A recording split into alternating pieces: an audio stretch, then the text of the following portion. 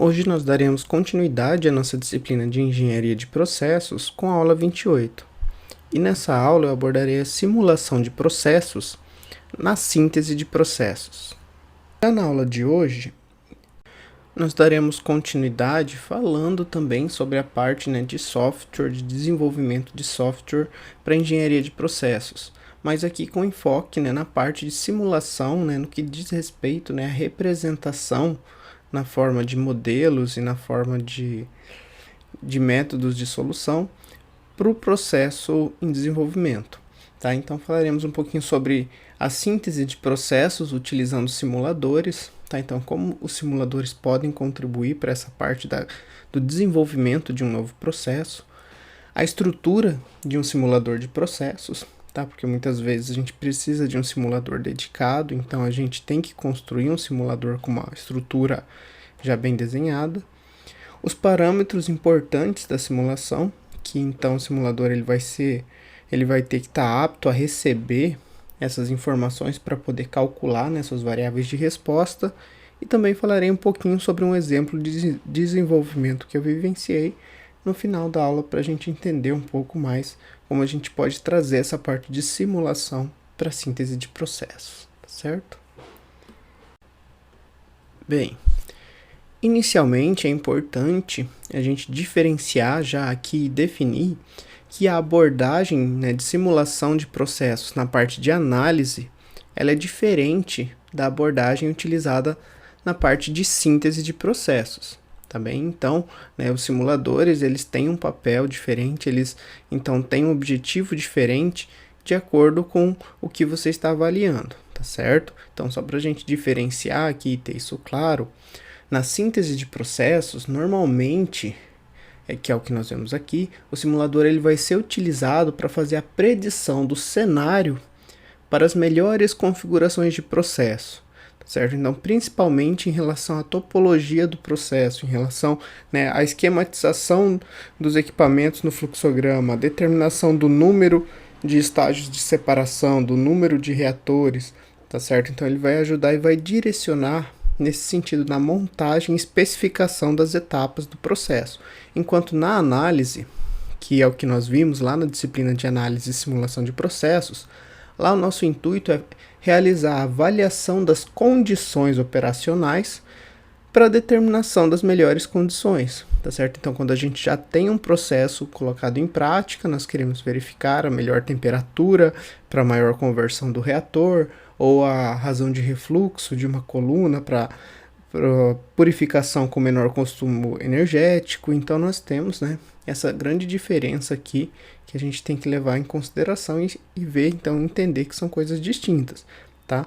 Porque ambas as abordagens, elas podem também ser utilizadas tanto em simuladores comerciais, que nós vimos alguns deles e trabalhamos lá na disciplina de análise, ou também simuladores de desenvolvimento dedicado, que são simuladores que eles são feitos em específico para um determinado processo, tá bem? E mais adiante aqui a gente vai ver alguns exemplos, vai entender um pouquinho melhor essa diferença entre os simuladores comerciais e os simuladores específicos dedicados para processos, com alguns exemplos. Vamos lá. Certo. Primeiro, sobre os simuladores comerciais de processos químicos, então vocês já têm aí uma certa familiaridade, já conhecem, como nós comentamos e abordamos na disciplina de análise, que eles são softwares desenvolvidos tanto no ambiente comercial quanto no ambiente acadêmico, e eles têm então o intuito de permitir a simulação principalmente na parte de análise de processos, porque ali você consegue então já construir um processo com base em uma estrutura que você já conhece, um fluxograma comumente já empregado, e que você tem condição de colocar os seus dados de operação para em seguida avaliar a performance do processo. Também aqui os mais utilizados, alguns que a gente conhece, teve um certo contato, Aspen Plus, Aspen HiSys, SuperPro Designer, Enso, CampOpen, tá certo? Alguns são softwares de licença paga, não livres, alguns livres, mas assim, eles podem ser utilizados com esse propósito principalmente. Eles são genéricos, né? Porque eles possuem aí um banco de dados de muitos compostos para diversas áreas de aplicação, né? Na área de química fina, petroquímica, química orgânica, às vezes até bioquímica, dependendo do simulador. Então, né, as características deles são genéricas para contemplar e possibilitar, né, o seu uso na pesquisa e também na parte de avaliação de processos, né, em escala industrial já existentes, já em operação. Porém, nós temos também os simuladores com desenvolvimento dedicado. Normalmente, né, a indústria ela vai operar com um simulador que é feito para atender às suas necessidades próprias, tá certo? Principalmente porque um simulador genérico ele tem lá muitas configurações, muitos bancos de dados que não vão ser úteis para o processo que se deseja, né, trabalhar.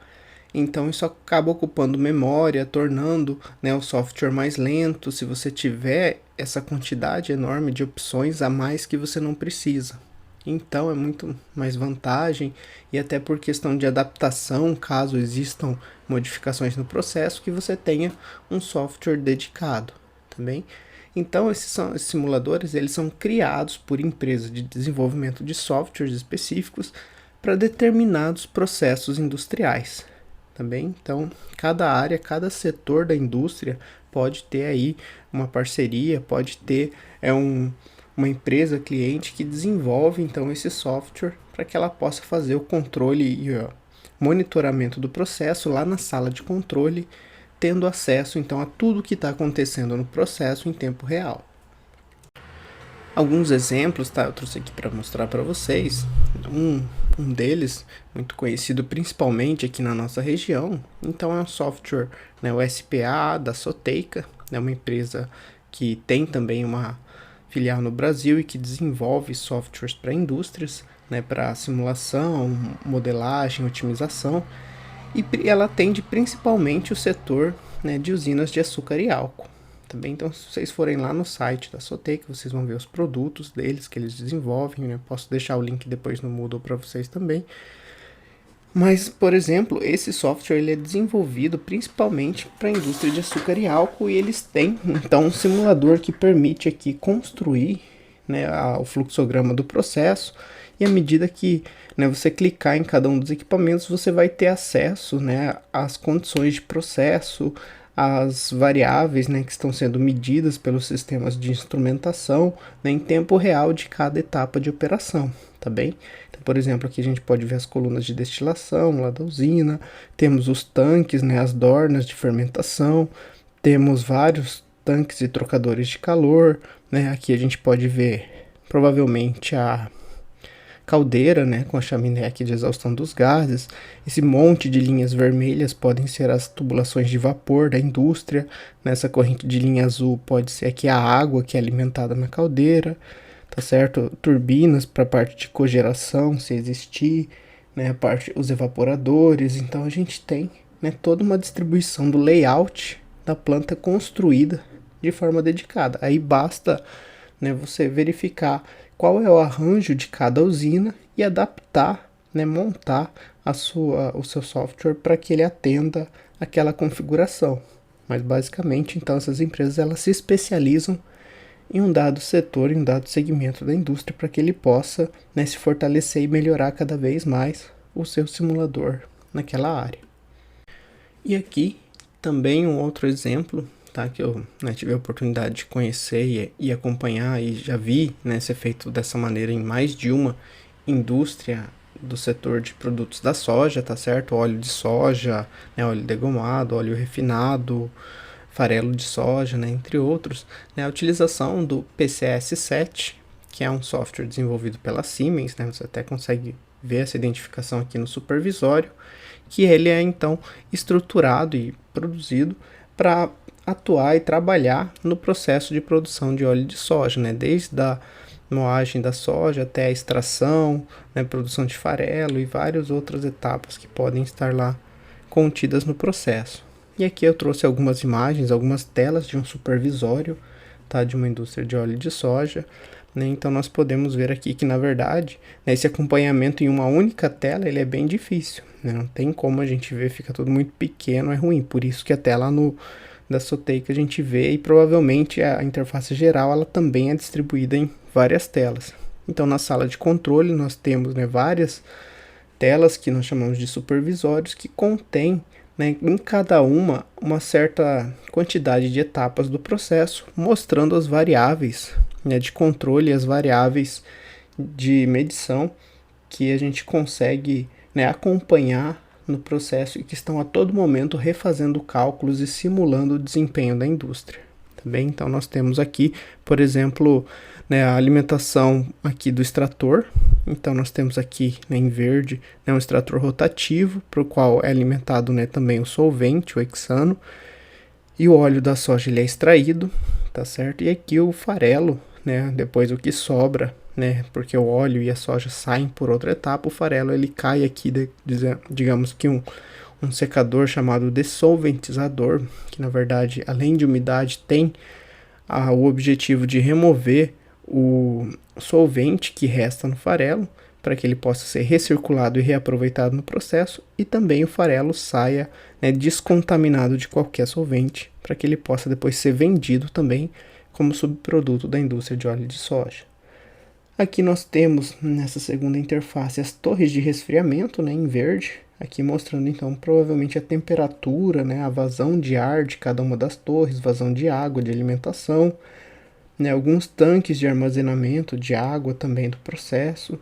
Então cada interface tem aí a sua função, mas é um software também totalmente dedicado, né, para ser trabalhado na indústria de óleo de soja. Bem, feito isso, então, nós percebemos, né, que na indústria em si, quando a gente já tem um processo que é muito consolidado, né, opta por se trabalhar com um software que atenda somente aquelas condições, aquelas especificações de processo, tá bem? No entanto, independente se for um software dedicado, se for um simulador comercial, basicamente, né, todos os simuladores, eles contêm os mesmos algoritmos básicos e exigem as mesmas informações, mas com interfaces de usuário diferentes.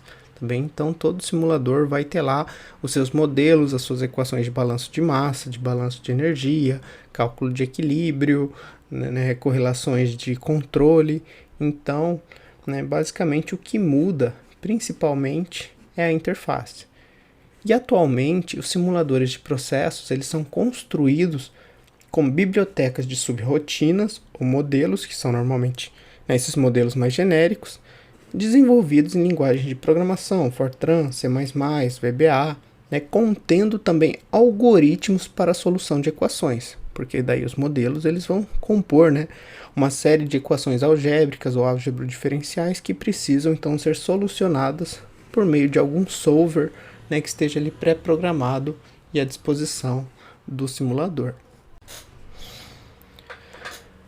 Bem, essas equações, né, como eu comentei, elas vão ser resolvidas a todo instante a partir dos dados de entrada que podem ser fornecidos, né, pelo usuário no simulador, se ele tem condição de ir lá fazer uma medição manual e inserir esse valor, ou mesmo por uma alimentação, né, automatizada, onde nós temos um instrumento de medição, né, um termopar, um instrumento de medição de pressão, o que for lá no processo, que passa um sinal automático para o simulador na sala de controle, e na sala de controle ele pode fazer a predição, né, de como o processo vai estar daqui 1 hora, daqui 2 horas, daqui 1 dia, de acordo com essas informações que ele vem coletando e que ele vem alimentando para o simulador. Certo? Mas basicamente, né, nós temos toda uma programação, né, orientada a esse simulador por trás dessa interface que a gente tem um contato direto e é permitido, né, a entrada de parâmetros da simulação para a obtenção dos resultados das variáveis de resposta. Bem, já que então, né, os simuladores eles se baseiam em uma mesma estrutura, vamos ver agora então qual é a estrutura principal de um simulador de processos, tá certo? Então, aqui, para a gente observar melhor, eu trouxe um fluxograma com os 6 principais elementos, que compõem a estrutura dos simuladores de processos. E a gente pode perceber que cada uma dessas estruturas vai estar diretamente relacionada, né, à seleção de uma determinada especificação pelo usuário na hora de rodar uma simulação, né, na hora de tentar reproduzir um processo por meio de simulação, tá?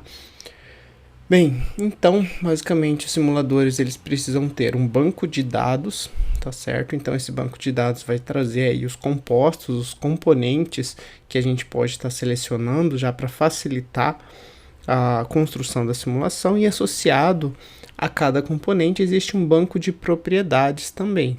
Então, para cada composto lá você vai ter as características de densidade, viscosidade, CP, tá certo? Coeficiente de troca térmica, né, de condutividade, tem vários outros parâmetros, e alguns deles são parâmetros constantes, outros são parâmetros de dependência, né, com a temperatura, e aí, dependendo da temperatura do processo, ele vai fazer o cálculo para aquela condição de equilíbrio que o processo está trabalhando. Em seguida, né, além do banco de dados dos componentes, né, e das propriedades, que nós temos também, além das propriedades dos compostos puros, as propriedades de mistura. Essas propriedades de mistura muitas vezes podem estar aí associadas a um modelo termodinâmico e, portanto, né, o software ele precisa ter um solver específico para a solução do modelo termodinâmico. Tá certo? Então a gente sabe que as equações termodinâmicas, sejam equações cúbicas, né, que aí são equações não lineares, ou equações de coeficiente de atividade, também que contém Ln exponencial, né, também termos não lineares, nós precisamos ter solvers não lineares para resolver e calcular os parâmetros das misturas, também e os dados de equilíbrio. Então, independente, né, do modelo, seja um modelo para minimização de energia de Gibbs, por exemplo, e daí tem que ser um solver de otimização para determinação de ponto mínimo, ou caso nós tenhamos ainda equações não lineares com solvers do tipo, né, método de Newton do Jacobiano, ou método de Broyden ou Weingstein. Então existem aí uma série de solvers específicos, né, que possuem uma maior facilidade de resolver problemas de equilíbrio líquido-vapor, líquido-líquido ou líquido-líquido-vapor. Além disso, precisamos ter uma interface de fluxograma, tá certo? No simulador, então um local onde a gente pode montar a estrutura do processo, né, inserindo lá cada um dos blocos com os modelos das etapas de processo, interligando eles com correntes de massa, correntes de energia. Então é necessário, né, haver então uma ferramenta gráfica para desenhar e montar essa interface de fluxograma. Geralmente, tá? São raros os simuladores que só trabalham na interface de código. Em seguida, temos solvers de modelos de processos. Então, uma vez que você construiu um fluxograma e interligou as correntes, né, você precisa resolver os balanços de massa e energia que se correlacionam, né, entre as operações de processo, devido à estrutura aqui que foi construída no fluxograma, tá certo? Então, toda entrada, né, toda corrente de massa ou de energia que entrou em uma determinada operação no fluxograma vai fazer parte do balanço de massa ou energia daquela operação. E aí nós precisamos também de solvers para resolver os modelos de processos, tanto em relação aos balanços de massa e energia, quanto em relação à parte de projeto, né, a parte de dimensionamento e correlações de operações unitárias em si para o projeto e especificação, né, das condições de tamanho e design de cada operação. Em seguida, né, nós precisamos ter também uma interface de apresentação dos resultados. Tá? Então, uma vez que a simulação vai convergir, que daí é o que vai acontecer por conta do item da próxima etapa, que é o solver da simulação do modelo global, tá certo? Que então seria um solver que ele está gerenciando todos os outros solvers associados à simulação do processo. Ele vai obter os resultados e enviar para essa interface de apresentação que vai mostrar para o usuário, né? E aqui a gente obtém os dados, os resultados esperados da simulação.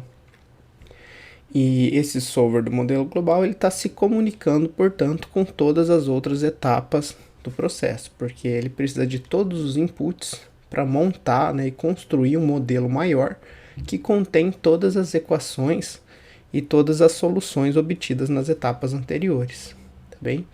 Então, feito isso, né, e uma vez que esse solver consegue obter essa solução global, esses resultados são apresentados em uma interface que pode ser elaborada de diversas maneiras, né, na forma de gráficos, tabelas. Então, a gente consegue visualizar os resultados a partir daí. Então, basicamente, né, na construção de um simulador de processo, é importante, né, que em sua estrutura estejam aí programados e pensados formas de trabalhar cada um desses 6 elementos, tá bem? E como eu comentei, esses elementos eles se relacionam, né, com os dados de entrada do usuário em cada uma das etapas da realização de uma simulação, tá certo? Todas aquelas etapas que nós vimos lá em análise de simulação à medida que a gente está simulando um processo, tá? Então eu vou mostrar aqui para vocês agora e mais adiante a gente vai falar um pouco mais específico sobre cada uma dessas etapas de entrada, porque elas também são necessárias aqui na síntese de processos. Então, a partir da existência de um banco de dados de componentes, né, é permitido ao usuário selecionar as opções entre esses compostos disponíveis, tá certo? Para que o solver consiga resolver o modelo termodinâmico, né, o cálculo de equilíbrio, é necessário que o usuário escolha um modelo para esse cálculo de equilíbrio também. Para que a interface do fluxograma seja construído, é necessário então que o usuário insira, né, a topologia do processo, que seria então construir o fluxograma indicando onde se localiza cada uma das etapas de separação, quantas são, né, quais as divisões de correntes, né, as junções, e também selecionar aqui as unidades e os dados de entrada para cada uma dessas correntes e processos que ele vai estar então construindo no fluxograma. Também então aqui principalmente em relação às correntes de processo e as unidades a serem trabalhadas, né, para que elas possam ser consistentes e caso o usuário não tenha todas as unidades, né, todas as propriedades na mesma unidade, ele seja capaz de fazer a conversão para trabalhar com as grandezas de forma dimensionalizada, né, de forma correta. Também, para que exista, né, um solver para resolver os modelos de processo, é necessário que o usuário selecione os parâmetros dos equipamentos, né, coloque algumas informações, números de estágios, de colunas, tá certo? Qualquer configuração para que o solver consiga, né, obter os resultados de saída de um dado processo.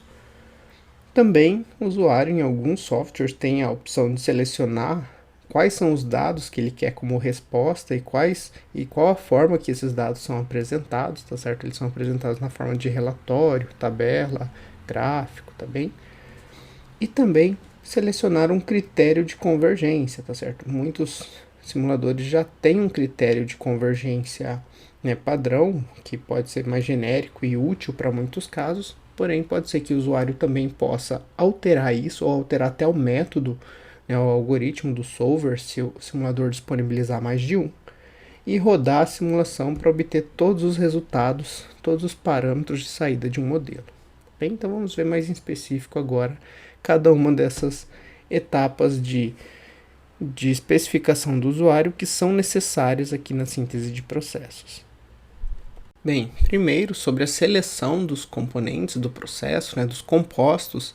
Então, se a gente pretende fazer uma síntese de processo, a gente precisa checar quais são os bancos de dados de cada simulador, tá? Para optar ou escolher, né, se for possível, dentre, né, as simulações, os simuladores disponíveis, qual aquele que atende às nossas necessidades do ponto de vista de ter mais compostos disponíveis para facilitar o trabalho de simulação.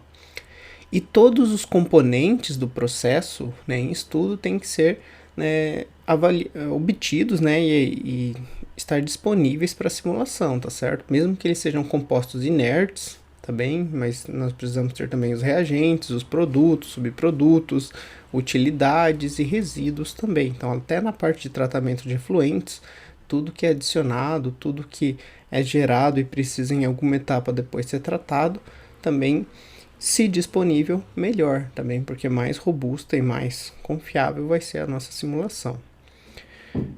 E caso existam, né, alguns compostos, né, que não estão disponíveis no banco de dados do simulador, geralmente, né, em alguns simuladores há maneiras de você adicionar novos componentes à simulação.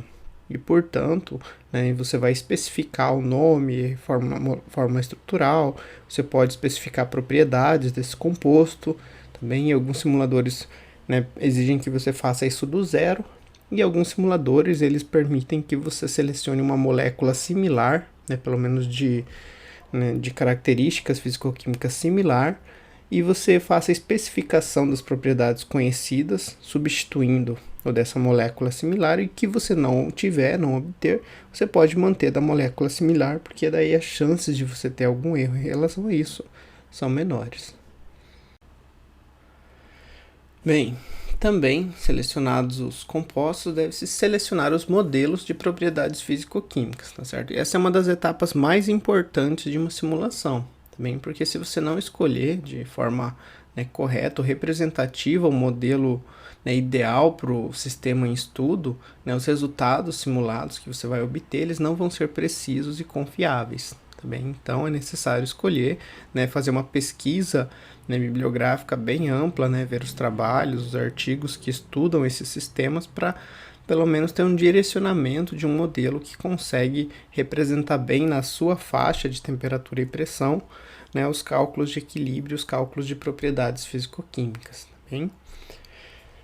Normalmente, simuladores têm aí um banco de dados, né, de modelos que fazem a estimativa dessas propriedades de compostos puros, propriedades de transporte, né, viscosidade para transferência de momento, condutividade térmica para transferência de calor e difusividade para transferência de massa. E também propriedades termodinâmicas, né? Entalpia, fugacidade, fatores K para separação flash, constantes críticas, né? Pressão crítica, temperatura crítica, volume crítico e os próprios modelos termodinâmicos, né? Então, sejam os modelos de equações de estados, de coeficiente de atividade, né? De fugacidade e assim por diante. Bem, sobre a seleção e definição da topologia do fluxograma, né, isso está muito associado lá à parte de síntese do sistema de separação, lá atrás, no diagrama da cebola, lembra, na síntese de processos? Então, a partir, né, das nossas seleções de lá, aqui o que resta, né, é simplesmente a gente colocar, né, essas especificações que foram todas já tomadas no processo de síntese de um processo, porém aqui a gente pode precisar optar por ter mais de uma linha de produção, né? Ter mais de um reator, ter mais de uma coluna de destilação, né? De acordo com dimensões que comportem o tamanho dos equipamentos para produção especificada.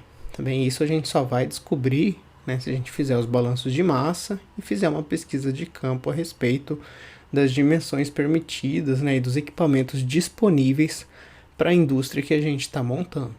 Tá? Então, por isso é importante construir um esboço antes da simulação, para que a gente já tenha ideia de como esse fluxograma ele vai ser representado no simulador e conferir também os modelos dos simuladores, né? Se existem modelos disponíveis para o processo que a gente quer simular, tá certo? Se o simulador, por exemplo, tem lá um decantador, se ele tem uma centrífuga, se ele tem algum modelo, né, que a gente precise em específico para o processo, quanto mais modelos ele tiver, melhor. Porém, existem simuladores, né, que permitem também você criar um modelo e especificar, né, como ele vai trabalhar, quais variáveis ele vai aceitar e utilizar a partir da programação e inserção das equações desse modelo.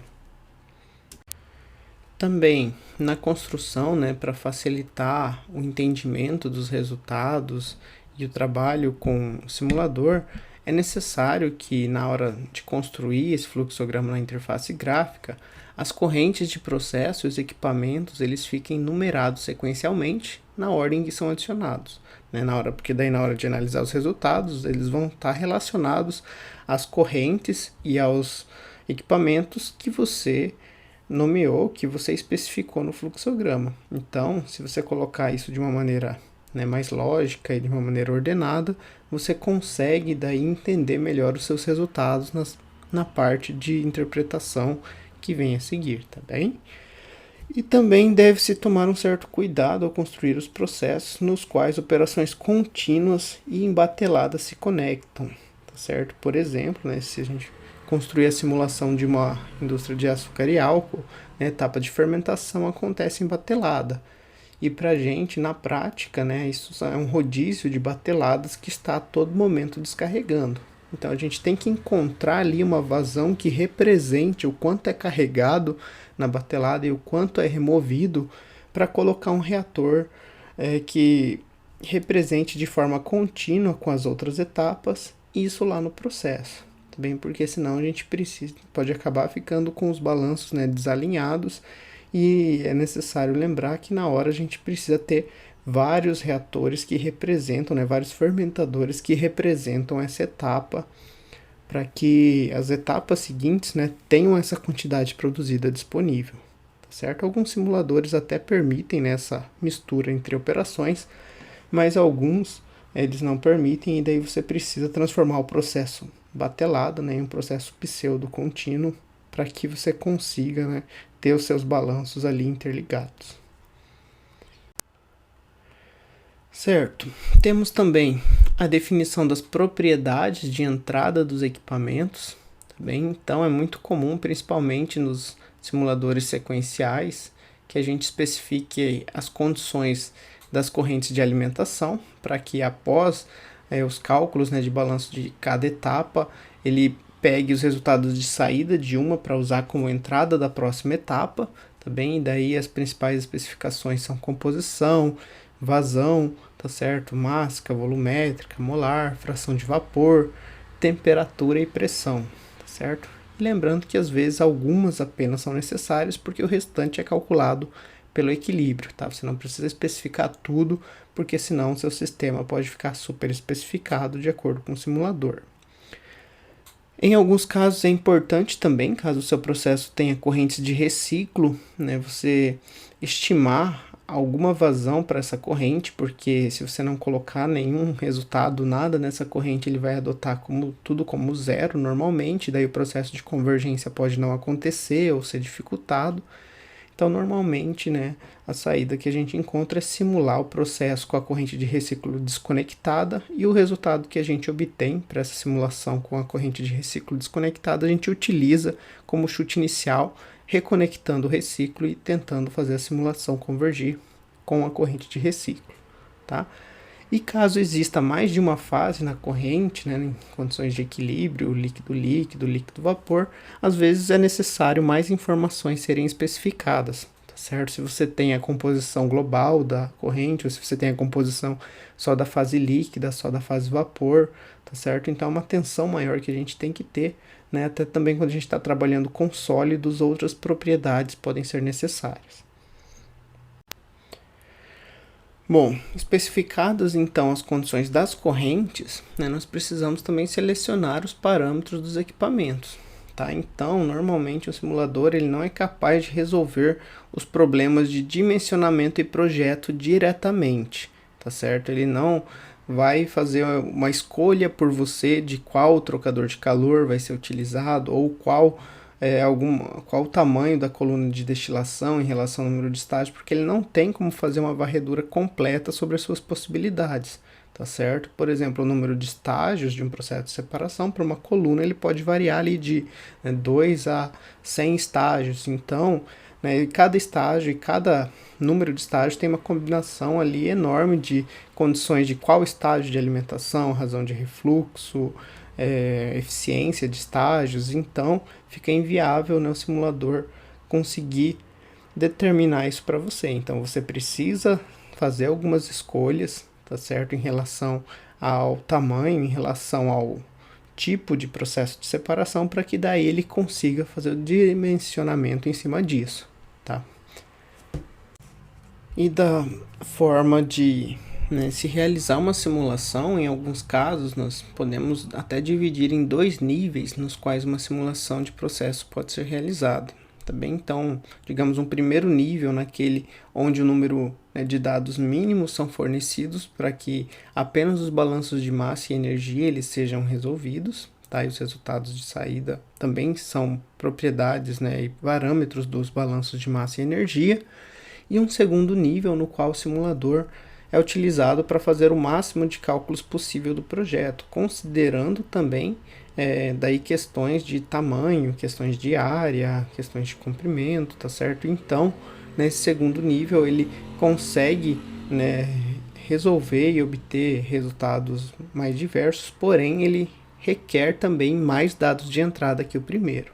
Bem, por exemplo, né, vamos ver aqui para o caso de um trocador de calor. Tá? No nível 1, né, no nível básico, né, digamos assim, então a gente pode realizar uma simulação simplesmente especificando as condições de alimentação das correntes e qual é a condição de saída de uma corrente que eu quero na saída desse trocador, tá certo? Seja a temperatura, né, seja, né, aí alguma outra, uma diferença de temperatura ou um incremento de temperatura, tá bem? E aí, a partir daí, então, a simulação vai ser capaz de calcular as condições de saída da outra corrente, tá? Qual a temperatura de saída dela, e a carga térmica, né, a quantidade de calor trocado entre as correntes de processo no trocador. Então, uma simulação de um trocador de calor pode ser realizada, né, nesse primeiro nível, simplesmente com esses parâmetros dos balanços de massa e energia. Porém, no nível 2 de projeto, né, se nós informarmos mais informações a respeito das nossas entradas, tá certo? Como, por exemplo, né, a condição de utilidades na troca térmica, se eu tiver um trocador de calor com utilidades, quais são os coeficientes de troca térmica, né, o coeficiente global ou mesmo o coeficiente de convecção e condução, e a eficiência da troca térmica, daí o simulador vai conseguir calcular mais informações para a gente. Tá? Ele, além das condições de saída da outra corrente, ele consegue também, a partir do cálculo da troca térmica, fazer o cálculo da vazão necessária de utilidades, por exemplo, para atingir uma determinada carga térmica, e também a área do trocador de calor, né, já que a gente tem o coeficiente global de troca térmica com a nossa correlação lá, Q igual a UA vezes ΔT. Né, e temos assim, então, parâmetros de saída que dizem respeito aqui ao projeto do trocador, no caso a área, que daí ainda pode ser dividida, né, em comprimento, altura de placas, se a gente especificasse também o número de placas de um trocador de calor, se tratando de um trocador a placas. Tá bem?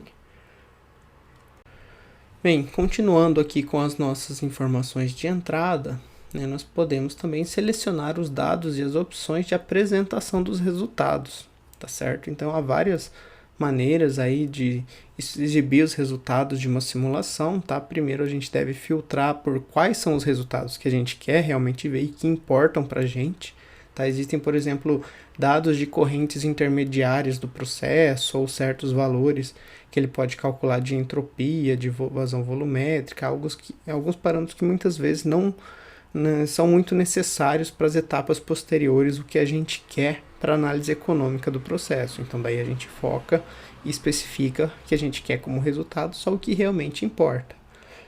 E aí, esses resultados podem ser apresentados na forma de relatórios, né, personalizados com uma grande variedade de informações, de fluxos, né, de correntes e de equipamentos, tá?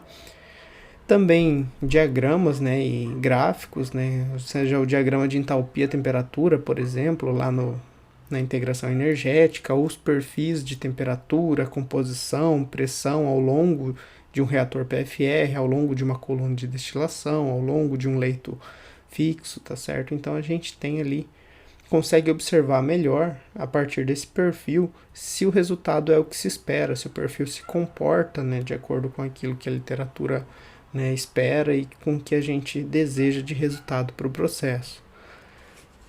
E também tabelas com informações sobre os balanços de massa e energia. Então a gente também pode ter os dados tabelados e isso facilita bastante para análise econômica, por exemplo, onde a gente pode, a partir de uma tabela, né, com esses dados, linkar com uma tabela de fluxo de caixa para poder, então, fazendo o cálculo dos nossos indicadores econômicos do processo. Bom, aqui então, por fim, as últimas especificações do usuário seriam, né, a seleção do critério de convergência e execução da simulação. Então, normalmente, né, para cada simulação, como a gente viu que a gente tem vários solvers dentro de um simulador, a gente tem que ter um critério de convergência para cada um deles, seja para uma etapa individual, tá? Onde o usuário pode selecionar uma tolerância, né, de erro mínimo, ou um número máximo de iterações para determinado equipamento de processo, assim como também especificar o critério para a convergência global da simulação, né, que acontece na última etapa por um solver que ele unifica, né, e ele, digamos que engloba todas os solvers e as equações de modelos de toda a simulação para conferir, né, se os dados são condizentes, né, de uma etapa com a outra.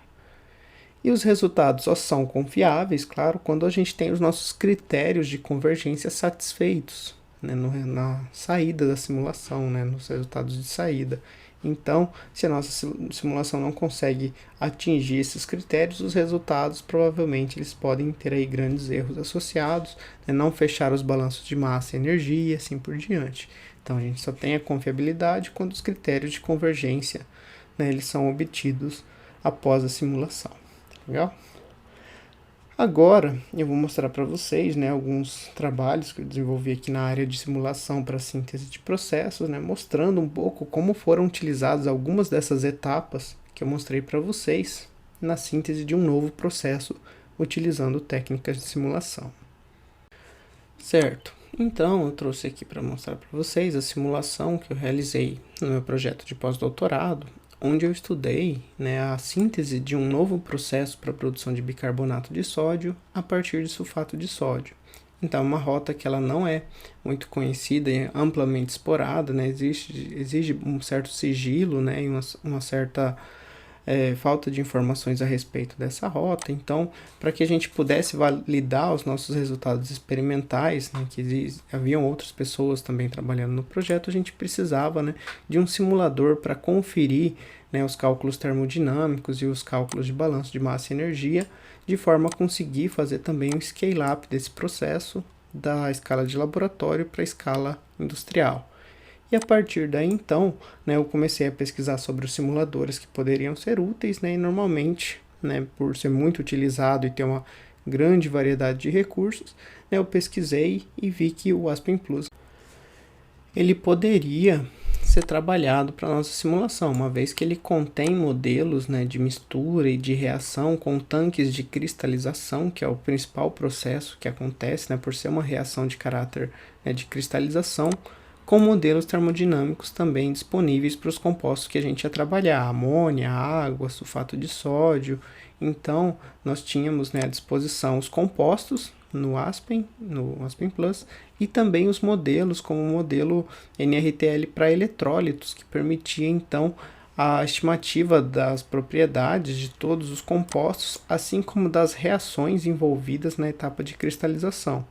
E aí, a partir daqui, a gente conseguia fazer uma predição e comparar com os resultados experimentais, né, o que era esperado do ponto de vista termodinâmico, tá certo? E também conseguimos daí expandir, né, além da parte de produção e da síntese, né, da reação do bicarbonato de sódio, depois todo o sistema de separação, né, obtendo bicarbonato de sódio e conseguindo reaproveitar as demais correntes de saída para ter reciclos disponíveis para o processo, né, de água e de solução não reagida, né, que pode ser reutilizada, como também para a etapa de separação por evaporação e resfriamento para a obtenção de um subproduto, que no nosso caso seria um sulfato de amônia. Tá bem?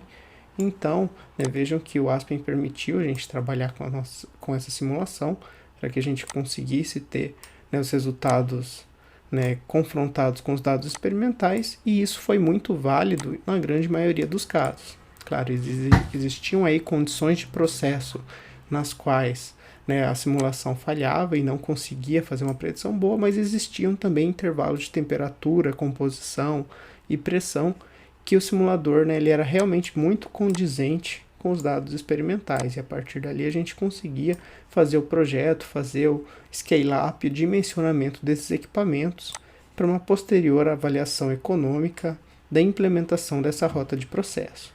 Tá? Então esse é um estudo que ainda está em andamento, mas também se a gente conseguir, né, concluir algumas etapas que faltam, provavelmente pode ser uma planta industrial que vai estar em construção e produzindo bicarbonato de sódio nos próximos anos, certo?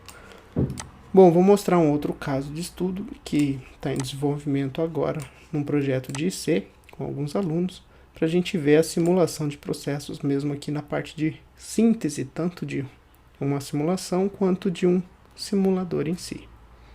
Bem, acho que eu já comentei com vocês em algumas das aulas anteriores, mas recentemente eu iniciei um projeto então para o desenvolvimento de um simulador de caldeira, inicialmente utilizando a linguagem de Visual Basic do Excel, mas pensando também futuramente expandir isso para uma linguagem diferente. E aqui então nós passamos por todas essas etapas de obtenção dos dados, dos compostos a serem trabalhados, no nosso caso aqui o cavaco como combustível da caldeira, tá certo? Os compostos envolvidos na reação de combustão, a umidade do cavaco em diferentes condições, como a densidade varia em relação à umidade, tá certo? As propriedades da água, de temperatura e pressão, na condição de saturação e supersaturação para conseguir fazer os cálculos de equilíbrio líquido-vapor e também os dados aqui a respeito de CP, calor específico, calor de vaporização da água, para que a gente consiga então ver na caldeira a quantidade de energia produzida, a quantidade de vapor produzido, tá certo? Nas condições de trabalho da caldeira, tá certo? Então todas as vazões, todas as temperaturas nas etapas que compõem uma caldeira, tá certo? No nosso caso aqui uma caldeira aquatubular também. Dados da tabela de vapor, ao invés de trabalhar com os dados da tabela para a gente fazer interpolações, a gente tem trabalhado então com ajustes de modelos sobre as variáveis para que esses modelos possam ser utilizados na interface de código do simulador. E também a definição de quais são nossas variáveis de entrada, quais são nossas variáveis de saída, para que o simulador consiga daí calcular para a gente os resultados da simulação com base nos resultados de entrada. E isso permite também avaliar a eficiência de um simulador. Tá? Em um primeiro estágio do simulador, eu vou executar aqui para a gente ver. O objetivo aqui, inicialmente, ele está em realizar uma simulação estática, uma simulação contínua para a gente ter as correlações das nossas variáveis de entrada e de saída, tá certo? Então nós fizemos aqui todo um desenho da interface, do fluxograma das etapas envolvidas, aqui em uma caldeira aquatubular. E a partir disso, a gente está agora desenvolvendo a parte da simulação dinâmica para que a gente possa aplicar elementos de controle, e então o usuário vai conseguir interagir e alterar as variáveis de entrada enquanto a simulação está operando com base em resultados aleatórios, estocásticos do método que a gente está implementando aqui nessa simulação. Então, vejam que a gente está criando para depois poder trabalhar com outros tipos de combustíveis, tá? Mas inicialmente cavaco de madeira de eucalipto, de linha de eucalipto. E a partir daqui a gente depois pode ir acrescentando diferentes combustíveis, bagaço de cana, outras fontes de biomassa, tá certo? Outros tipos de cavaco, E aí a partir disso então a gente vai implementando e aprimorando novas possibilidades para o simulador, bem? Então aqui a gente consegue colocar as nossas variáveis de entrada e a partir das nossas variáveis de entrada realizar a simulação para calcular quais são as temperaturas do vapor, as quantidades de vapor serem produzidas, tá certo? Os gases liberados na saída da chaminé da caldeira por meio dessa combustão, qual que é a temperatura dos gases em várias etapas, em vários pontos dentro da caldeira, sendo que ele vai sendo utilizado, os gases da combustão para pré-aquecer a água na entrada da caldeira e outros pontos da caldeira, tá certo? Então aqui a gente consegue calcular a vazão necessária de ar para nossa demanda térmica, consegue a partir da quantidade de água também estimar a produção de vapor, a temperatura do vapor gerado, tá certo? A pressão e temperatura na caldeira podem também ser calculadas ou estipuladas aqui, a energia gerada pela combustão da quantidade de combustível que a gente está alimentando nessa caldeira, tá certo? Então, digamos assim, é um projeto bastante amplo e que ainda vai ter muitas etapas a seguir para a gente estar aprimorando e estar melhorando a cada dia esse simulador, tá certo? Mas visto aí também uma certa carência que a gente tem de simuladores de caldeiras no Brasil, principalmente simuladores com interfaces dinâmicas, tá certo? Então, esse é o principal objetivo. Mais adiante, a gente quer então que o simulador ele simule uma caldeira operando em tempo real e você, como usuário, tem que tomar ações nas variáveis de controle para manter o nível de água no balão da caldeira, para manter a produção de vapor na vazão adequada, para manter a produção de vapor, né, de acordo com a possibilidade de gases, né, de acordo com a legislação que podem ser emitidos pela caldeira, tá certo? Então existe aí uma série de combinações e de parâmetros que a gente pode estar avaliando para aprender um pouco mais sobre as caldeiras e também para conseguir utilizar isso para treinamentos, né, das pessoas que trabalham, né, em caldeiras, em operação de caldeira. Bom, agora a gente está conseguindo também aqui por meio da simulação dinâmica, conseguimos então fazer alterações dos nossos dados, dos nossos resultados, para que a gente possa alterar as nossas vazões de alimentação, por exemplo, reduzir a vazão para que a gente consiga na próxima simulação ver o que isso implica nos resultados de saída, né, nas temperaturas, nas quantidades produzidas, tá certo? Então a gente consegue diminuir, por exemplo, a alimentação desse cavaco, tanto do cavaco na esteira quanto da velocidade da esteira para a caldeira.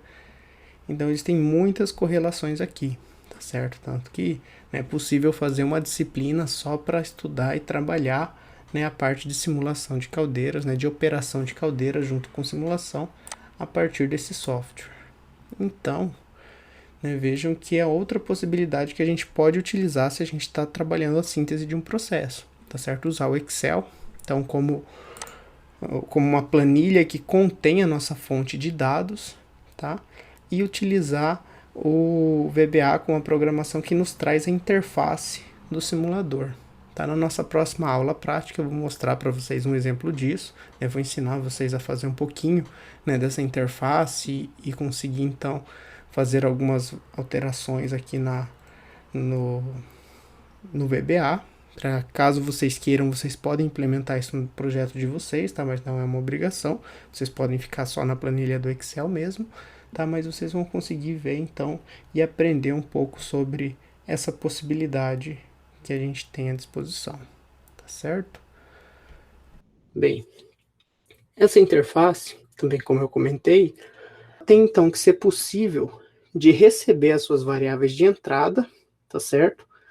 Na sua interface de código, né, que vai ter uma relação, uma interligação com a interface que a gente está desenvolvendo, e utilizar essas variáveis de entrada nas equações, né, que modelam o nosso processo de balanço de massa e energia e que estão incorporadas no código de programação para resolver, né, esses parâmetros, sejam equações simples, né, equações algébricas, sejam equações diferenciais, e apresentar os resultados, né, em uma mesma interface ou em uma nova interface, tá certo? E para isso nós temos à disposição várias linguagens, né, C++, C Sharp, Visual Basic, né, Python, existem várias linguagens, mas o Excel ele é bastante dinâmico e tem uma orientação para construção de interface orientada a objeto, que facilita bastante esse tipo de interface, tá bem? E essa construção de interface orientada a objeto no Visual Basic, ele se dá, né, trabalhando, né, em conjunto com o VBA. E o VBA é a linguagem de programação que é incorporado não só ao Excel, mas em todos os softwares do pacote Office, e que a gente pode ali desenvolver um código para uma aplicação específica, tá certo? Que às vezes não tem no Excel, não tem, né, no software que a gente está trabalhando, e a gente também consegue trocar informações com outras linguagens, né, com bancos de dados, com linguagens à parte do Excel. Mas nós veremos isso em específico para o Excel, tá? E assim, a linguagem de programação, né, digamos que ela é universal, o que muda, né, é a sintaxe que a gente utiliza para especificar os nossos comandos de programação para cada linguagem. E no caso do VBA, nós temos aqui as estruturas condicionais, tá certo? No caso, as mais comuns, né, if else, if, else if, que são utilizadas nos comandos mais básicos, né, de estrutura condicional. Também temos, né, for, case, temos algumas outras estruturas que podem ser utilizadas. E não vou entrar em detalhes, tá, na linguagem de programação. Hoje a gente vai ver só o suficiente para a gente conseguir construir uma interface, por exemplo, que se comunica com a planilha e que consegue apresentar os nossos resultados e resolver nossas equações no código, e que é bem tranquilo, assim, não precisa se preocupar ou se assustar em relação a isso. Vocês vão ver que, basicamente, a partir de um exemplo que a gente consegue fazer aqui, a gente consegue expandir isso para muitos outros casos.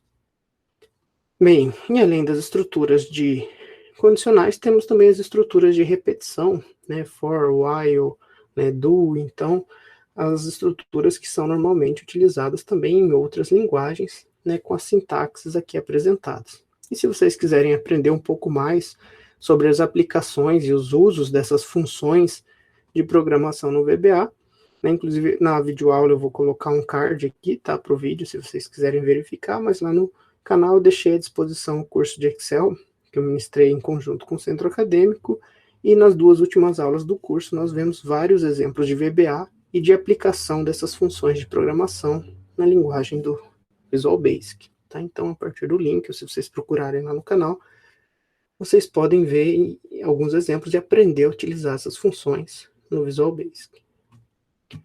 Mas, independente, né, dessas funções de estruturas condicionais ou de repetição, né, a própria programação simples, que permite a gente declarar variáveis e, a partir dessas variáveis, fazer operações entre essas variáveis, a gente consegue, então, utilizar uma interface na forma de um user form, que nós chamamos, que é nada mais que uma janela que a gente consegue configurar ela, né, como se fosse realmente uma interface, de maneira a colocar entradas, saídas, né, campos de inserção de informação, de retorno de resultados, figuras, né, botões, como a gente vai ver hoje.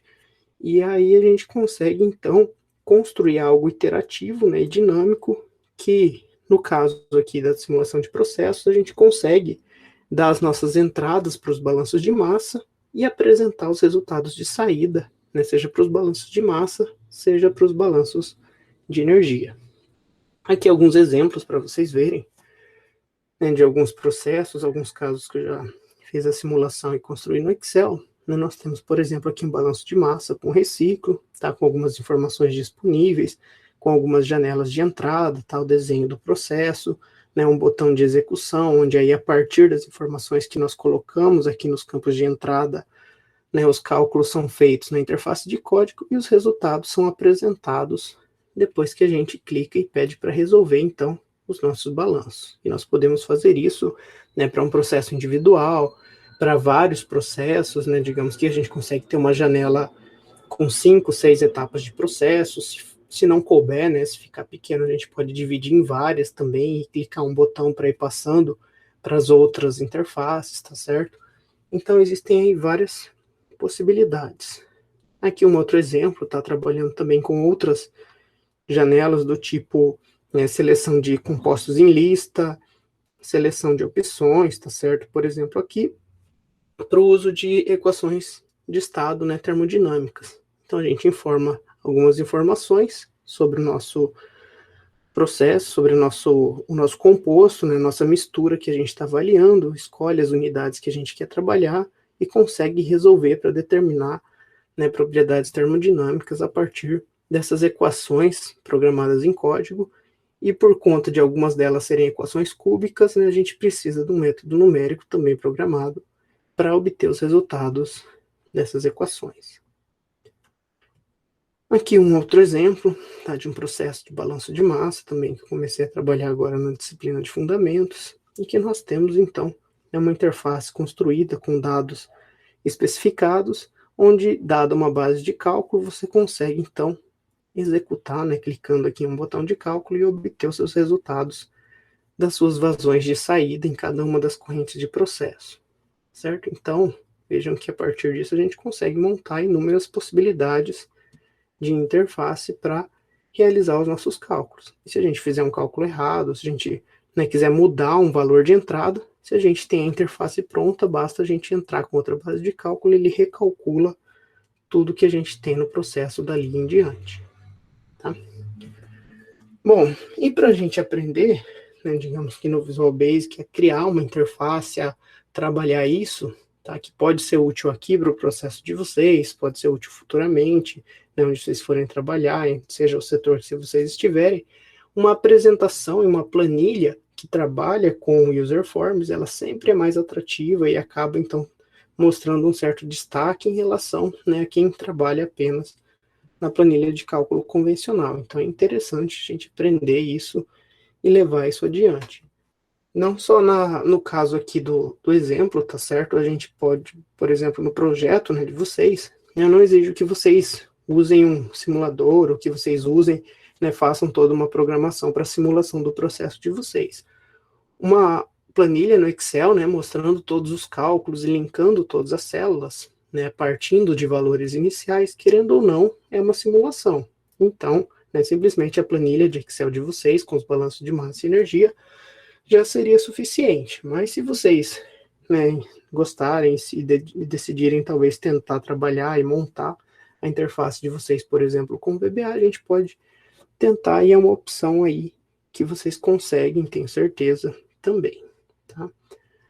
E para isso, então, eu peguei, por exemplo, né, um dos balanços de massa aqui do grupo da cerveja, né, com alguns cálculos de entrada e saída aqui em relação a algumas variáveis de entrada e saída, né, um cálculo de balanço, para a gente montar uma interface dessa etapa de processo, colocar nossas variáveis de entrada, né, calcular com o VBA e apresentar os nossos resultados de saída, certo? E aí, então, a figura que eu deixei disponível para vocês é justamente a figura, deixa eu voltar aqui, eu simplesmente adaptei, né, a figura com algumas setas, né, que eu desenhei aqui, indicando o que é cada uma das correntes de entrada e saída. Tá? E daí, essa interface, digamos assim, você pode fazer em um editor de figura, em um editor de imagem convencional. Tá? Você pode usar um Paint, pode usar o Corel, pode utilizar, né, alguma outra ferramenta de construção de fluxograma, o que você quiser, você consegue, né, montar uma arte aí de acordo com as suas, né, habilidades e estudos, já experiências em relação a isso, para importar no Visual Basic e simplesmente adicionar lá o que é necessário, né, os campos de entrada e saída. Bom, então, vamos lá. Vamos abrir o Excel, tá certo? E aí aqui, para mostrar para vocês que o Excel, né, ele se comunica com a interface de código do VBA, eu trouxe aqui então, né, eu coloquei aqui, né, um campo para a gente preencher os nossos dados de entrada, né, e tanto para armazenar quanto para obter os valores de saída. Tá, então não se preocupem com os valores, tá? Porque isso aqui vai ser calculado pelo Excel e a gente vai colocar como parâmetros de entrada da simulação. Coloquem apenas aqui as letras para vocês lembrarem e representarem as correntes do balanço de massa do exemplo que a gente vai trabalhar aqui. Então coloquem aqui M, N, O. Aí por conta da necessidade da variável Q no balanço, eu acabei invertendo aqui, e para ficar mais fácil de lembrar, eu coloquei primeiro o Q, depois o P e depois o R. Tá? Então de M até R, né, só invertendo o P com o Q, porque essas quatro aqui em cima são especificadas e essas duas aqui são calculadas. Então, vamos, né, escrevam aí na planilha de vocês, para daí a gente conseguir se referenciar a essas células lá no código. Então, por exemplo, a coluna B, linha 1, o valor de M vai ficar na coluna A, na célula A1. O valor de N vai ficar aqui ao lado, na coluna A, célula 2. O valor de O vai ficar na coluna A, célula 3. Então, sempre a gente vai ter o valor da variável do lado do nome da variável no balanço de massa. Bem? E aqui os valores, né, o que é adicionado, a gente vai ver daqui a pouquinho, depois que a gente montar nossa interface para realizar os balanços. Bem? Bom, então feito isso, né, nós vamos abrir o Visual Basic. Então, para a gente abrir o Visual Basic, né, não precisa colocar os valores como eu coloquei. Como eu comentei, pode deixar tudo zero, tá? Que depois isso vai ser calculado. Para a gente acessar o VBA, a gente vem aqui então em desenvolvedor, se estiver aparecendo aí já essa guia no Excel de vocês, e aí a gente vem aqui em Visual Basic para abrir a interface do VBA. A gente vai vir aqui em arquivo, tá? Opções, daí nós vamos vir aqui em personalizar faixas de opções, e provavelmente aqui o desenvolvedor seu está desativado. Então aí você vai ativar a guia principal do desenvolvedor para ele aparecer lá em cima no seu menu de ferramentas do Excel. E aí, feito isso, ok, ele deve aparecer aqui para você acessar o VBA. Vamos aqui abrir o VBA, o Visual Basic. O de vocês vai estar vazio, tá? Porque no meu aqui a programação já está feita, né? Eu vou explicar ela para vocês. Mas o de vocês, provavelmente, vocês vão ter aqui vai estar um campo vazio, tá? Onde a gente consegue aqui programar, escrever o nosso código que vai interagir com esse user form, que vai conter, então, essa interface, tá? Então, a gente vai começar aqui a escrever o nosso código. Para a gente escrever qualquer código no VBA, a gente tem que dar um comando de entrada para indicar que a gente está construindo uma subrotina e o comando de encerramento dessa subrotina. Então, a gente escreve aqui sub para criar essa subrotina e aqui na frente a gente escreve, então, o nome da subrotina. No caso aqui eu coloquei balanço, né? Não pode usar cedilha nem caracteres especiais, tá? Então, deem um nome aí para a rotina de vocês, né? Assim que você der Enter, provavelmente, né, talvez ele já vai criar o end sub e permitir que você escreva o seu código dentro desse intervalo, né, entre o início da rotina e o final da rotina. Tá. Agora, nós vamos escrever aqui, então, vejam se vocês já têm primeiro, vejam se vocês já têm um formulário criado aqui ou não, tá? Alguns Excels, eles já têm aqui alguns formulários disponíveis, se não, você vai criar um formulário, né? Um user form para conseguir trabalhar a interface. Para criar, você só clica com o botão direito, provavelmente aqui você vai ter a opção inserir user form, e aí você vai inserir um user form aqui abaixo, né? Eu quero que vocês insiram dois, tá? Um vai ser o nosso de user form de entrada e o outro vai ser o nosso user form de saída. Então, insiram dois user forms aqui na guia formulários. E verifiquem o nome que vai criar para vocês. Provavelmente vai ser user form 1 e user form 2. Tá? O meu aqui está 3 e 4, porque eu já tinha dois user forms que eu estava trabalhando com outro exemplo antes, e que depois que eu criei esse aqui, eu excluí o 1 e o 2, tá? Mas o de vocês não tem problema, pode deixar userform 1 e userform 2. O que vai mudar só aqui vai ser o nome que você vai dar para se referenciar a ele no código, tá?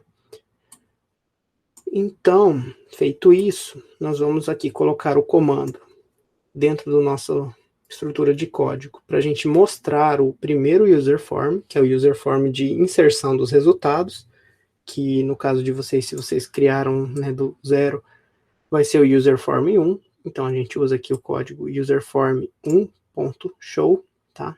Prestem atenção nas letras maiúsculas, tá? E minúsculas, porque isso faz diferença. E aí, se vocês quiserem, já podem colocar o userform2.show também, que é o de apresentação dos resultados, que ele vai mostrar no final do código. O primeiro vai servir para a gente coletar os parâmetros de entrada. Aí o nosso código vai fazer os cálculos dos parâmetros de saída e o outro userform vai mostrar tanto os resultados de entrada quanto os de saída. Tá? Eu poderia fazer tudo em userform, sim, poderia, mas teria aqui algumas regras a mais que não daria tempo da gente discutir aqui, mas é possível também fazer em único userform e fazer em dois também não gera nenhum trabalho. Na verdade, é até mais fácil fazer em dois do que fazer em um. Bom, feito isso, então a gente vai escrever aqui o código para o cálculo do balanço de massa. Tá? Então, o nosso balanço de massa ele vai ter 6 variáveis, as 6 variáveis que eu pedi para vocês colocarem lá na planilha. M, N, O, P, Q e R. Tá? Então, o que é cada uma dessas variáveis? Vamos ver aqui no nosso problema. Então, M, N e O são as entradas do processo de fervura, tá certo? Ou seja, a massa de mosto advinda da filtração, tá certo? Que é o parâmetro M. N é a massa de lúpulo adicionada aqui nessa fervura. E o O é a massa de lactobacilos adicionada. Então, aqui a gente tem, né, os três parâmetros de entrada. Aí, na saída, nós temos né, o P, que é a água evaporada durante a fervura, em torno de 10% do mosto filtrado. Então, aqui nós vamos fazer o cálculo em relação a M, que foi especificado. Então, P 0,1 vezes M. Então, uma relação que a gente tem para calcular o P na saída. Q, né, foi colocado, vocês especificaram como uma quantia, né, empírica, geralmente obtida, né, de massa de Truby no final do processo de fervura. Então, é uma entrada também, tá, em 10 kg.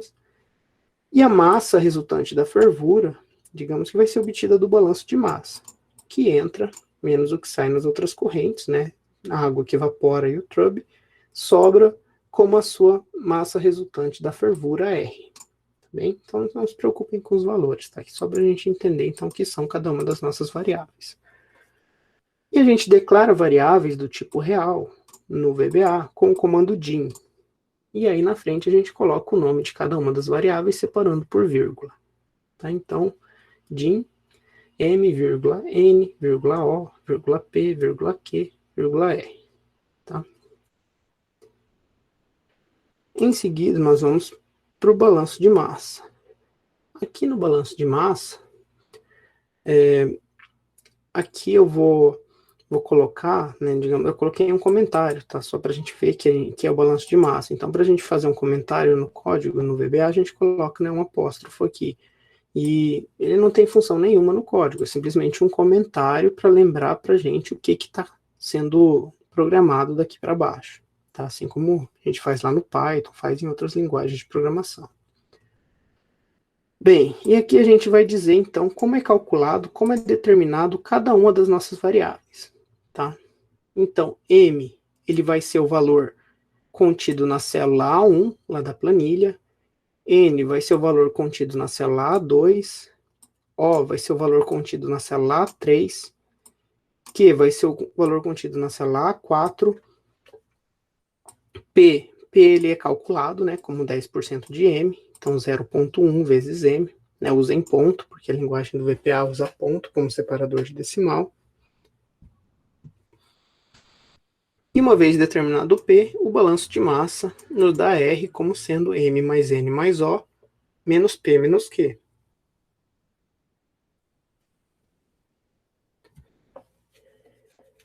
Então, vou dar um tempinho aí para vocês terminarem de escrever e colocar aqui a parte dos cálculos de balanço de massa. Então, tá, vou deixar aqui para vocês verem, tá um pouquinho. E depois de resolvidos os balanços de massa, a gente coloca, simplesmente a gente envia lá para a planilha, pelo processo inverso, os valores calculados de P e R. Tá? Então, a célula A5 recebe o valor de P, calculado aqui em cima, e a célula A6 recebe o valor de R, calculado aqui em cima. Tá? Então, aqui a gente faz o processo inverso. Os parâmetros de entrada a gente puxa da planilha, e os parâmetros de saída, que são P e R, a gente calcula e envia para a planilha. Tá? Então, simplesmente aqui uma questão de programação da gente, né, se comunicar com as variáveis, né, declaradas com a planilha, né, as células da planilha que contém os valores. Bem? E aqui, como já tinha falado para vocês colocarem, pedir para exibir o user form de resultados, que o de vocês provavelmente deve ser o user form 2. Tá bem? Bom, então esse é o código do VBA, tá? Que a gente vai escrever e vai colocar aqui para fazer o cálculo do balanço de massa e receber as variáveis de entrada e saída. Tá? A gente tem mais alguns comandos no user form, mas no user form é mais tranquilo. Bem? Bom, então terminem aí de escrever esse código do VBA. Eu vou dar mais um minutinho para vocês. Daí a gente vai construir o user form de entrada e de saída e depois linkar ele, né, aqui com o nosso, na verdade já está linkado aqui com o nosso código, e executar para fazer a simulação utilizando a interface do VBA com o user form.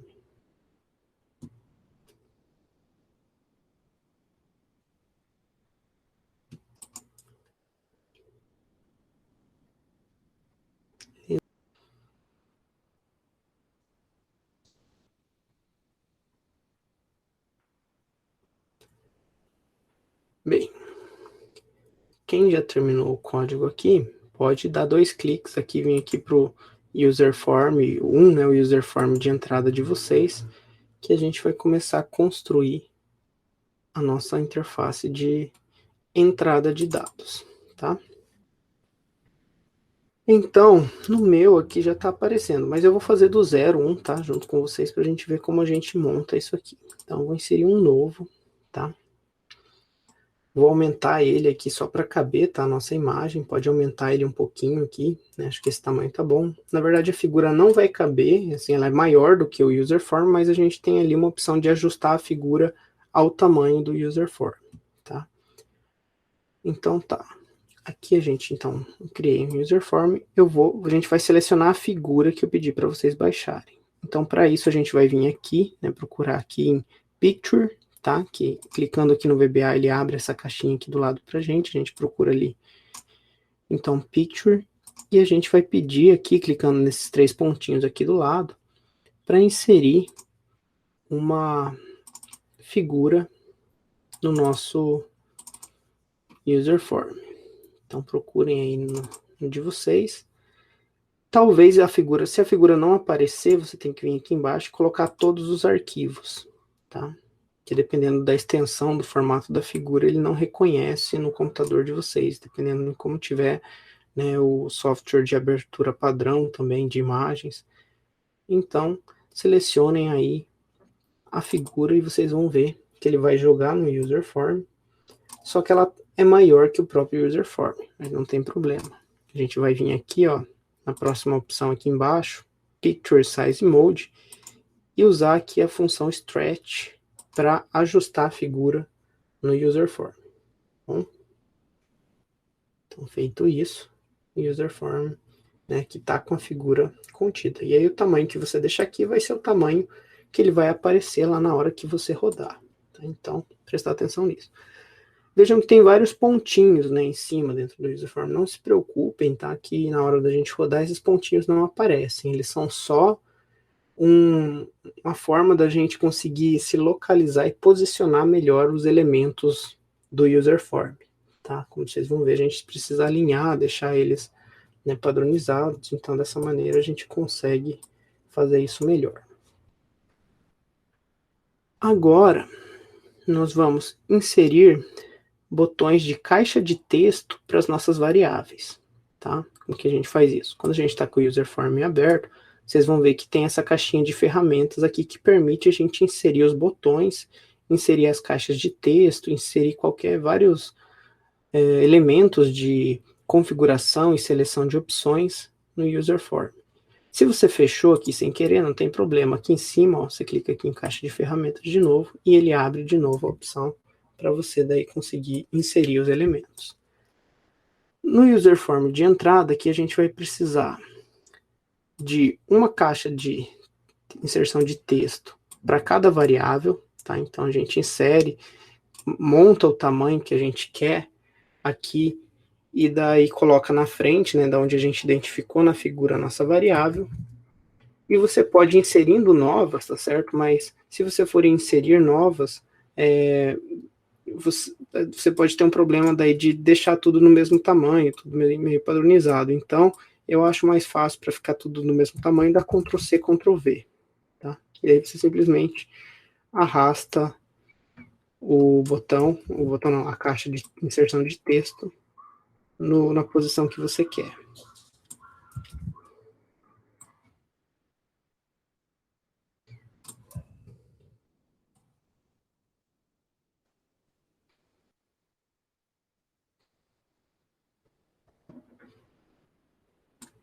Então, veja, coloquei aqui uma caixa de texto para cada variável, porque assim a gente vai ter um campo lá na nossa interface que permite a gente inserir e receber valores nessas caixas de texto, beleza?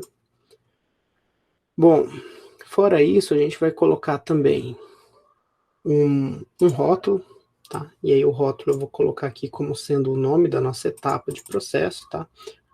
Se você der 2 cliques em algum elemento do user form sem querer, ele vai abrir a caixa de programação do elemento, tá? Então daí você, para voltar, você clica aqui em user form com 2 cliques de novo e ele volta, tá? Mas o que eu queria fazer aqui era selecionar e escrever etapa de fervura, que é simplesmente um texto que a gente vai inserir e escrever aqui no nosso user form, bem? E vejam que ele é um elemento de texto, então quando eu clico nele, eu tenho aqui várias opções de configuração também, certo? Como, por exemplo, aqui eu posso alinhar esse texto no centro, eu posso trocar a fonte, tá certo? Eu posso colocar, por exemplo, Times, negrito, 12, tá certo? Então vejam que ele vai configurar ali, e eu vou pedir um autoajuste para ele ficar exatamente, né, do tamanho do meu elemento de texto, né, e ficar centralizado, bonitinho, certinho no user form. Tá bom? Bem, fora esses elementos, eu vou colocar aqui também um botão para execução dos cálculos. Tá? Então, esse botão de execução dos cálculos, a gente acha aqui, né, esse elemento embaixo do rótulo, que foi o que a gente inseriu anteriormente, e aí esse botão de comando eu vou colocar aqui embaixo, né, como sendo o comando que, na hora que eu colocar minhas variáveis de entrada, eu vou clicar nele para ele calcular minhas variáveis de saída. E aí, eu dei 2 cliques aqui de novo, voltar, eu posso dar um nome também para esse botão aqui, escrever algo dentro dele para, por exemplo, vou escrever calcular, vou escrever balanço de massa. Aqui na hora que eu coloco minhas variáveis de entrada, lá na interface eu vou clicar nele e ele vai, então, realizar os balanços de massa. Bem, então, são esses os elementos que eu coloquei que a gente vai trabalhar. O user form de saída, ele vai ser igualzinho. A única diferença é que em vez de um botão para calcular, eu vou colocar um botão para encerrar. Tá? Então, vamos lá para o próximo user form de saída. Na verdade, vou mostrar aqui para vocês.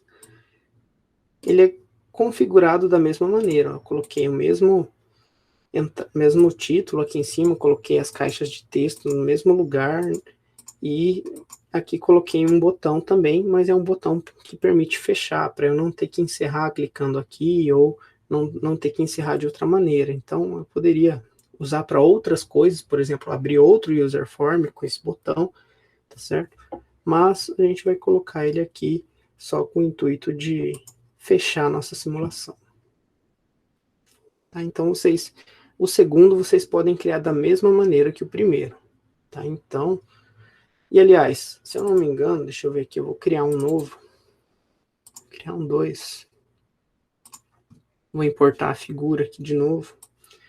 Eu acho que dá para dar Ctrl C, Ctrl V dos elementos de um para o outro. Tá? Isso facilita também essa construção.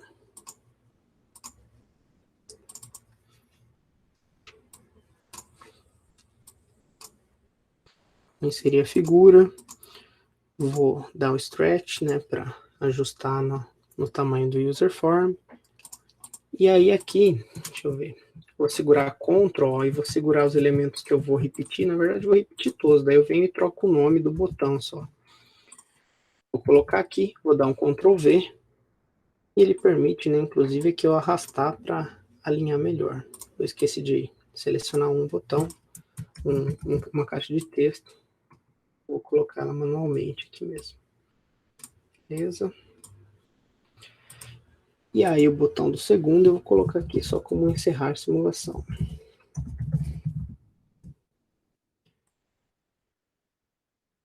Bem, então vejam que a gente poderia, numa planilha do Excel, colocar todos os nossos parâmetros de propriedades e de compostos que são necessários para os balanços de massa e energia e trabalhar com eles aqui na interface de código. Bem, mas então tá, criei aqui os dois user forms, o de entrada e o de saída. Tá, aqui a única diferença entre eles é que o de saída ele tem aqui um botão para encerrar a simulação ao invés de balanço de massa que eu coloquei no primeiro. Bom, então, agora, né, criados os user forms, a gente precisa, né, em cada user form, dar um nome para as nossas caixas de texto, tá? E como que a gente faz isso? Por exemplo, eu clico na caixa de texto, venho aqui, né, no name desse objeto e coloco o nome da minha variável. No caso, o botão, a caixa de texto de M eu vou chamar de M, a de N eu vou chamar de N, a de O eu vou chamar de O, né, e assim por diante. Vou dar o nome de cada variável para cada caixa de texto da simulação. Beleza? E agora nós vamos criar um código para o Visual Basic, para ele entender, né, que esse valor aqui, essas caixas de texto vão enviar nossos valores de entrada para a planilha, para que o código e o outro user form possam exportar da planilha e importar da planilha e usar na saída, e um código para pedir para esse botão executar o nosso código que faz o cálculo do balanço de massa ali atrás.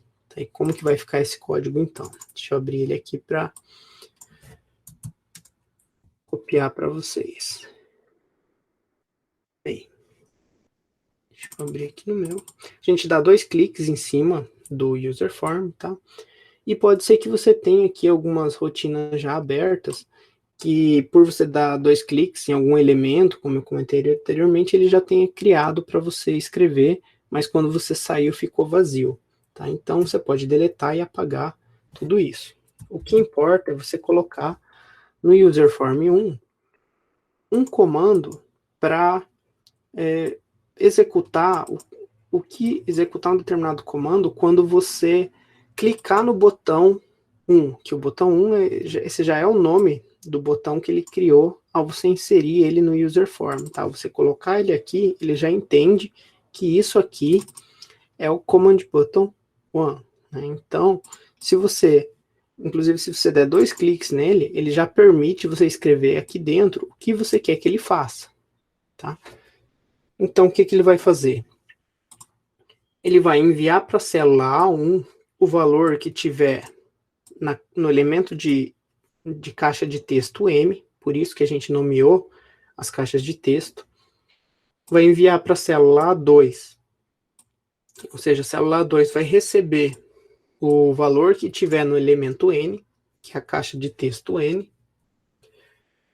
A célula A3 vai receber o valor da caixa de texto O, e a célula A4 vai receber o valor da caixa de texto Q, que são as nossas 4 variáveis de entrada, né, o que a gente conhece lá para o balanço de massa. E ao final, um comando de unload-me, simplesmente para ele descarregar a sub, para ele encerrar o código do user form e retornar para o código que a gente está trabalhando, certo? Então, vejam que nosso código começa chamando o user form de entrada, e daí a gente especifica os valores nas caixas de texto M, N, O e Q. Aí, a partir de lá, ele joga, o botão faz com que esses valores que estão nas caixas de texto, eles vão para a planilha, faz eles irem para a planilha, e aqui a gente resolve o balanço de massa importando esses valores da planilha, tá? É possível fazer essa comunicação direta também sem passar pela planilha, tá? Mas aqui para a gente ver, né, e que é muito útil a gente poder se comunicar com a planilha, também, né, permite que já vocês verem as duas possibilidades. E aqui, então, ele faz os cálculos, uma vez que a gente especificou as entradas, e ele vai mostrar os resultados no user form de saída, tá? Mas no user form de saída a gente não configurou ele ainda. O que a gente precisa nele?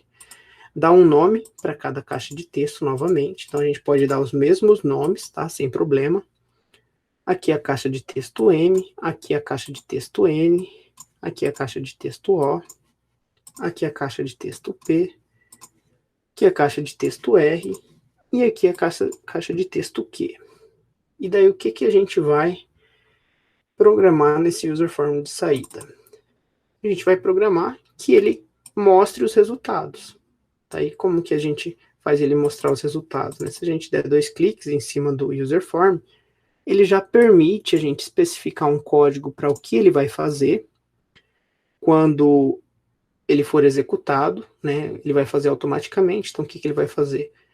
Ele vai, então, receber na sua caixa de texto M, né, o valor da célula A1, que foi calculada lá no código do balanço de massa.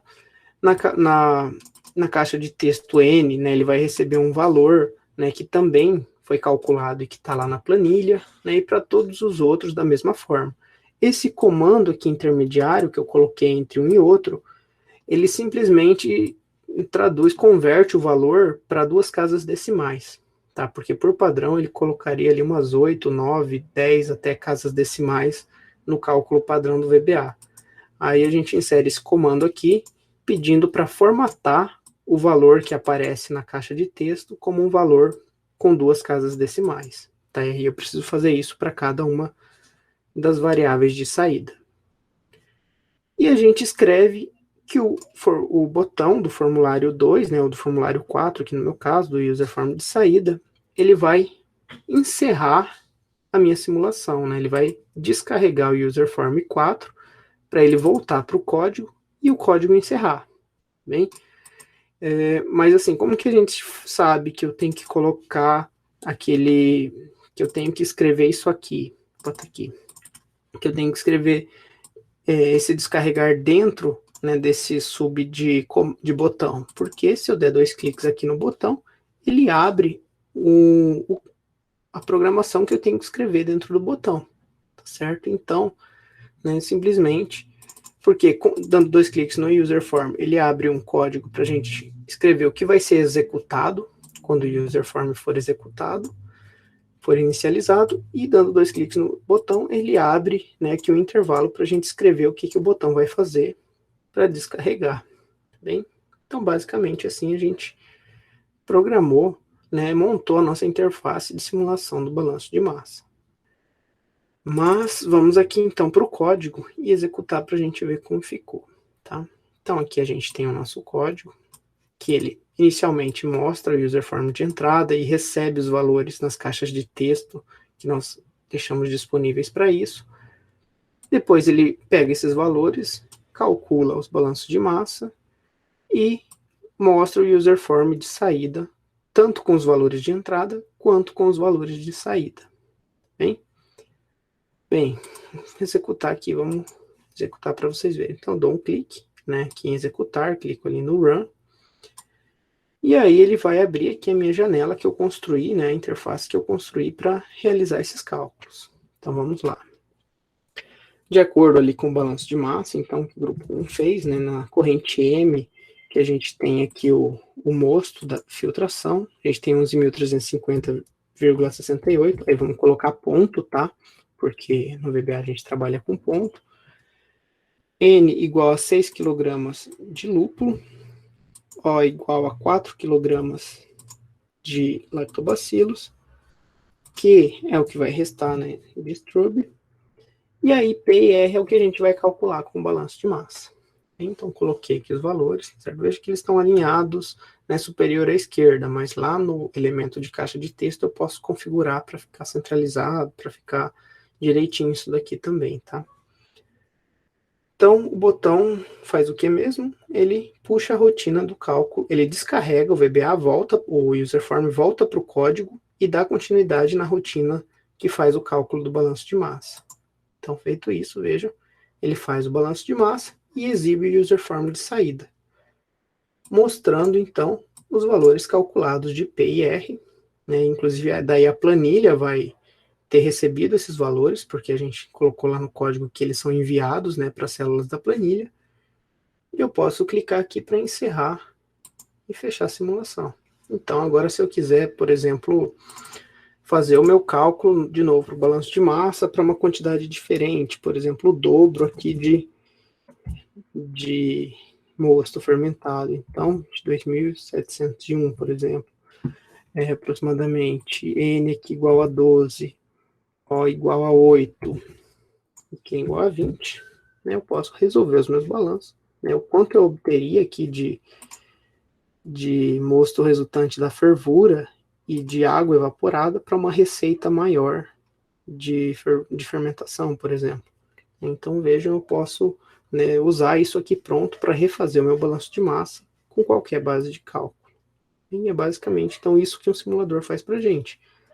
Né, sendo isso aqui os modelos, as equações de balanço de massa e energia, os modelos determinados e especificados. Tá bem? Bom, então eu sei que, né, essa parte aqui é um pouquinho corrida, principalmente para quem nunca utilizou o VBA, mas depois, né, vamos com calma, né, revendo para a gente ver, e vocês vão ver que não é nada complicado, é algo bem, né, tranquilo de desenvolver. Bom, aqui as principais referências da nossa disciplina, pessoal. Por hoje é isso. Obrigado pela atenção de vocês.